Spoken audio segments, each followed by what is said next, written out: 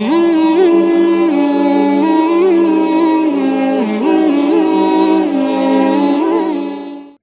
দর্শক, আসসালামু আলাইকুম ওয়া রাহমাতুল্লাহি ওয়া বারাকাতুহু।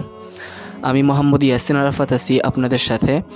আমি এখন আলোচনা করব নামাজ ভঙ্গের কারণ নিয়ে। আসলে নামাজ আমাদের একটি গুরুত্বপূর্ণ ইবাদত এবং ফরজ ইবাদতগুলোর ভিতরে একটি। তো এই গুরুত্বপূর্ণ একটি ইবাদত আমরা যদি সঠিকভাবে আদায় না করতে পারি তাহলে এটি আল্লাহর কাছে কবুল হবে কিনা সেটি নিয়ে আমাদের একটি সন্দেহ থেকে যায়। যেহেতু একটি গুরুত্বপূর্ণ ইবাদত, সেহেতু আমাদের এটির দিকে লক্ষ্য রাখতে হবে যে নামাজটি আমরা সঠিকভাবে আদায় করতে পারছি কিনা। তো আমরা নামাজের ভিতরে যদি আমাদের অজান্তেই কিছু কাজ করে ফেলি তাহলে আমাদের নামাজটি হবে না এবং নামাজ ভেঙে যাবে। এই জন্য আমাদের সবারই জানা থাকা উচিত যে কি কি কাজ করলে নামাজ ভেঙে যায়। তো চলুন দর্শক, আমরা আজকে সেই বিষয় নিয়ে আলোচনা করি। ভিডিওটি শেষ পর্যন্ত দেখবেন এবং এর ভিতরে কোনো কথা যদি আপনাদের বুঝতে অসুবিধা হয় সেটি আমাদেরকে কমেন্টে জিজ্ঞাসা করতে পারেন, আমরা উত্তর দিয়ে দেবো ইনশাআল্লাহ। আমাদের চ্যানেলটি যদি আপনি নতুন হয়ে থাকেন তাহলে আমাদের চ্যানেলটি সাবস্ক্রাইব করুন এবং পাশে থাকা বেল আইকনটি বাজিয়ে দিন যাতে আমাদের প্রত্যেকটি ভিডিওর আপডেট সাথে সাথে আপনারা পেয়ে যান। আমরা এখন নামাজ ভঙ্গের কারণ সম্পর্কে জানব।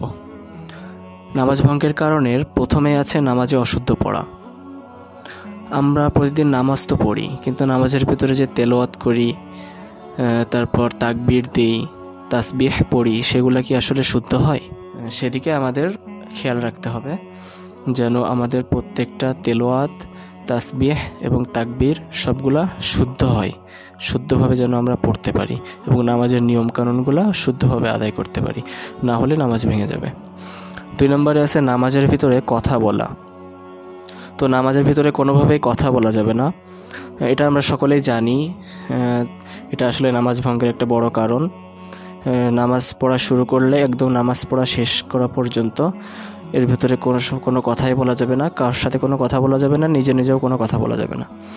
কোনো লোককে সালাম দেয়া, আপনি নামাজের ভিতরে কোনো লোককে সালাম দিতে পারবেন না। নামাজ পড়তেছেন, এই মুহূর্তে যদি কোনো সম্মানী ব্যক্তি আপনার সামনে দিয়ে যায়, পাশ দিয়ে যায়, তাহলে আপনি তাকে সালাম দিতে পারবেন না। 4 নম্বরে আছে সালামে উত্তর দেয়া। কেউ যদি আপনাকে ভুলবশত হয়েও সালাম দিয়ে দেয় তাহলে আপনি তাকে উত্তর দিতে পারবেন না, সেটা আপনার নামাজ ভঙ্গের একটি কারণ হবে, আপনার নামাজটা ভেঙে যাবে। উহ আহ শব্দ করা, কোনো কারণবশত আপনি উহ আহ শব্দ করতে পারবেন না নামাজের ভিতরে। হ্যাঁ, কাশি আসলে কাশতে পারেন, কিন্তু উহ আহ শব্দ বা কোনো শব্দই করা যাবে না। বিনা ওজরে কাশি দেয়া, বিনা ওজরে মানে বলা হয়েছে কোনো কারণ ছাড়া, ওজর মানে এখানে কারণ বোঝাইছে। তো আপনি কোনো কারণ ছাড়া কাশি দিতে পারবেন না। যদি আপনার কাশি আসে তাহলে আপনি কাশি দিতে পারবেন, সেক্ষেত্রে আপনার নামাজ ভাঙবে না, কিন্তু আপনি ইচ্ছা করে যদি কাশি দেন তাহলে আপনার নামাজ ভেঙে যাবে। আমলে কাসির করা, এখানে আমলে কাসির বলতে বোঝানো হয়েছে আপনার নামাজের শুরু থেকে শেষ পর্যন্ত যে আমলগুলো আছে এর চাইতে বেশি বা এর চাইতে কম কিছু করা, তাহলে আপনার নামাজ হবে না। যদি এর চাইতে বেশি আপনি নিজে থেকে করতে যান তাহলে আপনার নামাজ হবে না। এই জন্য খেয়াল রাখতে হবে যে নামাজের সঠিক নিয়ম কোনটি সেটি আগে জানতে হবে, তারপর সেটি মানতে হবে। 8 নম্বরে আছে বিপদে বা বেদনায় শব্দ করে কাঁদা। আপনি বিপদে বা বেদনায় শব্দ করে কাঁদতে পারবেন না। এমন হতে পারে যে নামাজের ভিতরে আপনার কোনো একটি বিপদের কথা মনে পড়ে গেছে, আপনি কান্না ধরে রাখতে পারেননি, কান্না শুরু করে দিয়েছেন, তো আপনি সেই ক্ষেত্রে আপনার নামাজ হবে না। আপনি ওখানে নামাজটা ভেঙে ফেলে আবার নতুন করে নামাজ আদায় করতে হবে, না হলে আপনার নামাজ হবে না। 9 নম্বর আছে 3 তাসবিহ পরিমাণ সতর খুলে রাখা। 3 তাসবিহ পরিমাণ সতর খুলে রাখা বলতে পুরুষের সতর হলো নাভি থেকে পা পর্যন্ত, আর মহিলাদের সতর হলো আপাদ মস্তক, মানে একেবারে মাথা থেকে শুরু করে পা পর্যন্ত। তো নামাজের ভিতরে যদি কোনোভাবে সতর খুলে যায় সাথে সাথে সেটি ঢেকে ফেলতে হবে। সেটি যদি 3 তাসবিহ পরিমাণ সময় খোলা থাকে তাহলে আপনার নামাজ হবে না।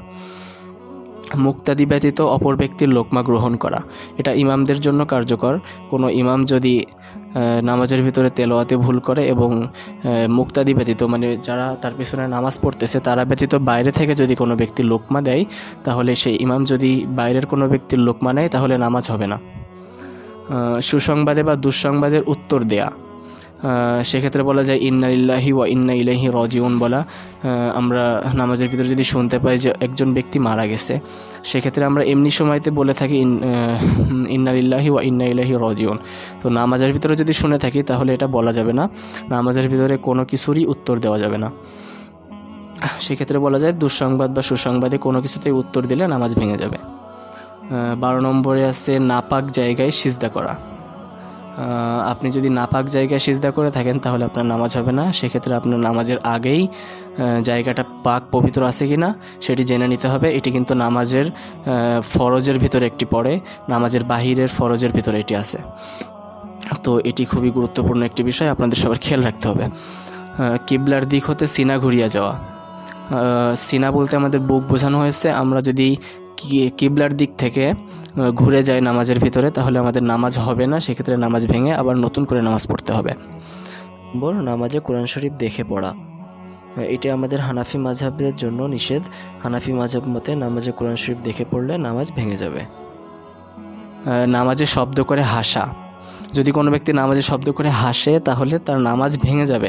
সেক্ষেত্রে নামাজের ভিতরে শব্দ করে হাসা যাবে না। নামাজের ভিতরে দুনিয়াবি কোনো কথা মনে পড়ে যেতেই পারে শয়তানের ধোকায়, তো যতদূর সম্ভব দুনিয়াবি কোনো কথা যাতে মনে না আসে সেদিকে খেয়াল রাখতে হবে। যদিও মনে চলে আসে, কোনো কথা মনে করে হাসা যাবে না শব্দ করে, তাহলে নামাজ ভেঙে যাবে। নামাজে দুনিয়াবি কোনো কিছু প্রার্থনা করা, আপনি নামাজে দুনিয়াবি কোনো কিছু প্রার্থনা করতে পারবেন না। হ্যাঁ, আপনি নফল নামাজ পড়ে নামাজের ভিতরে সেজদায় যে আল্লাহ তাআলার কাছে আখিরাতের জন্য প্রার্থনা করতে পারেন, আপনি পরকালের জন্য যেন জান্নাত পান এগুলো প্রার্থনা করতে পারেন। এছাড়া দুনিয়াবি কোনো কিছু প্রার্থনা করলে নামাজ ভেঙে যাবে। হাসির উত্তর দেয়া, যেমন আপনি হাসি দিলে নিজে নিজে, আমরা সাধারণত হাসি দিলে আলহামদুলিল্লাহ বলে থাকি। তো নামাজের ভিতরে যদি আমরা হাসি দিই তাহলে আমরা আলহামদুলিল্লাহ বলতে পারবো না, এবং আপনার পাশ থেকে যদি কেউ হাসি দিয়ে আলহামদুলিল্লাহ বলে আর সেটা শোনার জন্য আপনার ইয়ারহামুকাল্লাহ বলাটা ওয়াজিব হয়ে যায়, কিন্তু নামাজের ভিতরে এটা ওয়াজিব না। নামাজের ভিতরে যদি আপনি কারোর আলহামদুলিল্লাহ শুনেও থাকেন আপনি ইয়ারহামুকাল্লাহ বলতে পারবেন না, এই জন্য আপনার নামাজ ভেঙে যাবে। 18 নম্বরে আছে নামাজে খাওয়া বা পান করা। আপনি নামাজের ভিতরে কোনো কিছু খাইতেও পারবেন না, পানও করতে পারবেন না, এতে আপনার নামাজ ভেঙে যাবে। এটা আমরা সকলেই জানি, তো এটিও নামাজ ভঙ্গের একটি কারণ।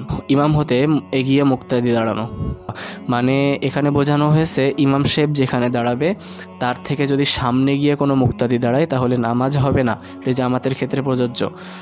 কোনো জামাতে যদি ইমাম সাহেবের থেকে এগিয়ে যে কোনো মুক্তাদি দাঁড়ায় তাহলে নামাজ হবে না, এই জন্য সবার এটা খেয়াল রাখতে হবে। তো আমরা নামাজ ভঙ্গের 19টি কারণ জানলাম। আমি যতদূর পেরেছি চেষ্টা করেছি আপনাদেরকে এই 19টি কারণ বুঝিয়ে দেওয়ার জন্য কিভাবে মানতে হবে। তো আল্লাহ তাআলার কাছে দোয়া করি এবং আল্লাহ তাআলা যেন আমাকে এবং আপনাদের সকলকে এর উপর আমল করার তৌফিক দান করে, এই নামাজ ভঙ্গের কারণগুলো জেনে আমাদেরকে সঠিকভাবে সহিশুদ্ধভাবে নামাজ পড়ার তৌফিক দান করে, এবং আমাদের সকলের আগের এবং পরের সকল নামাজকে যেন আল্লাহ তাআলা কবুল ও মঞ্জুর করে নেয়। আমিন।